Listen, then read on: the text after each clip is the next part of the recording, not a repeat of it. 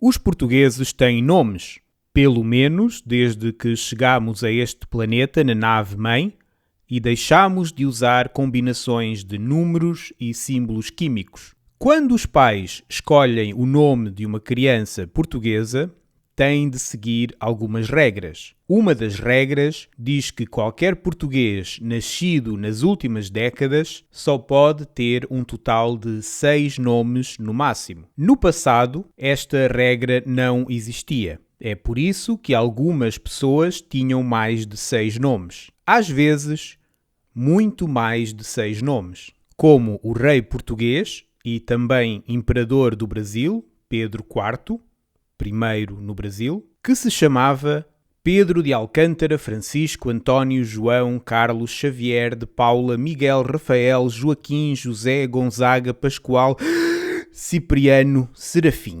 Esses 6 nomes têm de incluir 1 ou 2 nomes próprios e também o máximo de 4 apelidos. Normalmente, as pessoas têm um apelido do pai e um apelido da mãe, mas há outras combinações possíveis. Também é possível ter só apelidos do pai ou da mãe, ou até, em alguns casos, dos avós. Tradicionalmente, o apelido do pai é o último, mas não há nenhuma regra acerca disto. Também é comum as pessoas serem conhecidas pelo primeiro nome próprio e pelo último apelido, mas nem sempre.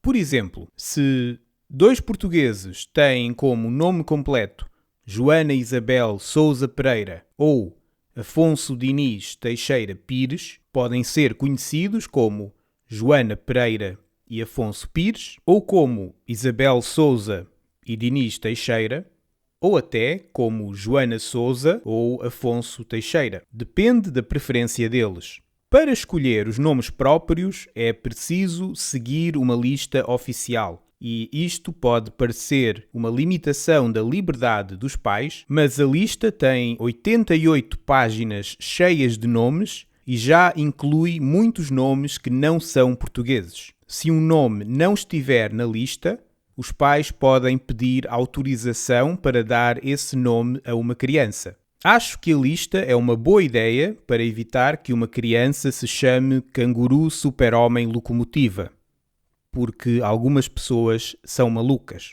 Se um dos pais da criança for estrangeiro, estas regras não se aplicam. Se olharmos para os jogadores da Seleção Nacional Portuguesa, vemos exemplos disto tudo. Por exemplo, o jogador Cristiano Ronaldo dos Santos Aveiro é conhecido pelos seus 2 nomes próprios. Mas os jogadores Rafael Alexandre da Conceição Leão ou João Pedro Cavaco Cancelo são conhecidos pelo primeiro e último nome. António João Pereira de Albuquerque Tavares da Silva é um exemplo de um nome com 2 nomes próprios e 4 apelidos. As partículas como de ou i não contam como nomes. E Bernardo Mota Veiga de Carvalho e Silva é um exemplo de um nome só com um nome próprio e 4 apelidos. Os 2 são conhecidos pelo primeiro e último nome, Silva, que é o apelido português mais comum. Também há jogadores que são conhecidos por alcunhas como Pepe e Vitinha, por exemplo. Muitos apelidos portugueses têm um significado. Muitos são nomes de árvores, por exemplo, Carvalho, Pereira, Oliveira, Pinheiro, ou de animais, como coelho, pinto, carneiro, leitão ou barata. Não conheço a origem do nome barata, mas acho que animais estranhos também são bons apelidos, como o meu nome completo. Por exemplo, Renato Nabucodonosor Ornitorrinco Carreira. Os portugueses têm nomes, pelo menos desde que chegámos a este planeta na nave-mãe e deixámos de usar combinações de números e símbolos químicos. Quando os pais escolhem o nome de uma criança portuguesa, têm de seguir algumas regras. Uma das regras diz que qualquer português nascido nas últimas décadas só pode ter um total de 6 nomes no máximo. No passado, esta regra não existia. É por isso que algumas pessoas tinham mais de 6 nomes. Às vezes, muito mais de 6 nomes. Como o rei português e também imperador do Brasil, Pedro IV, primeiro no Brasil, que se chamava Pedro de Alcântara, Francisco, António, João, Carlos, Xavier, de Paula, Miguel, Rafael, Joaquim, José, Gonzaga, Pascoal, Cipriano, Serafim. Esses 6 nomes têm de incluir 1 ou 2 nomes próprios e também o máximo de 4 apelidos. Normalmente, as pessoas têm um apelido do pai e um apelido da mãe, mas há outras combinações possíveis. Também é possível ter só apelidos do pai ou da mãe, ou até, em alguns casos, dos avós. Tradicionalmente, o apelido do pai é o último, mas não há nenhuma regra acerca disto. Também é comum as pessoas serem conhecidas pelo primeiro nome próprio e pelo último apelido, mas nem sempre. Por exemplo, se 2 portugueses têm como nome completo Joana Isabel Sousa Pereira ou Afonso Diniz Teixeira Pires, podem ser conhecidos como Joana Pereira e Afonso Pires, ou como Isabel Sousa e Diniz Teixeira, ou até como Joana Sousa ou Afonso Teixeira. Depende da preferência deles.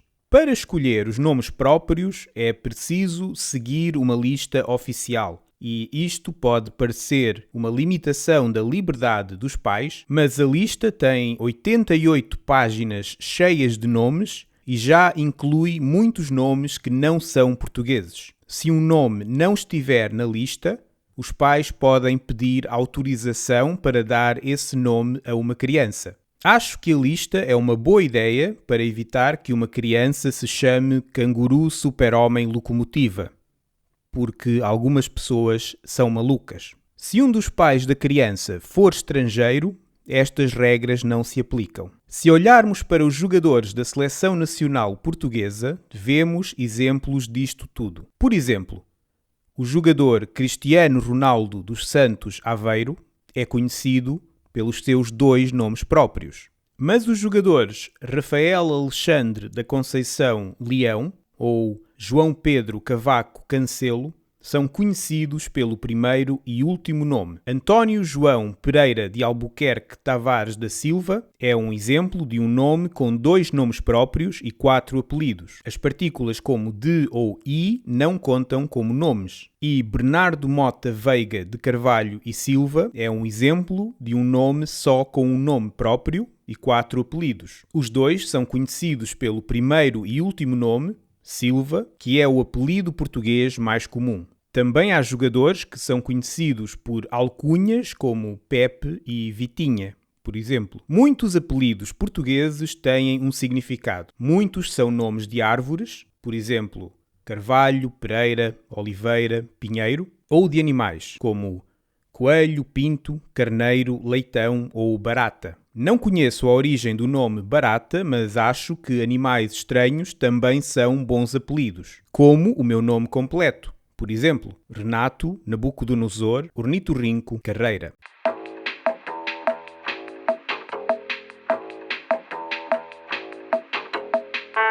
Os portugueses têm nomes, pelo menos desde que chegamos a este planeta na nave-mãe e deixamos de usar combinações de números e símbolos químicos. Quando os pais escolhem o nome de uma criança portuguesa, têm de seguir algumas regras. Uma das regras diz que qualquer português nascido nas últimas décadas só pode ter um total de 6 nomes no máximo. No passado, esta regra não existia. É por isso que algumas pessoas tinham mais de 6 nomes. Às vezes, muito mais de 6 nomes. Como o rei português e também imperador do Brasil, Pedro IV, primeiro no Brasil, que se chamava Pedro de Alcântara, Francisco, António, João, Carlos, Xavier, de Paula, Miguel, Rafael, Joaquim, José, Gonzaga, Pascoal, Cipriano, Serafim.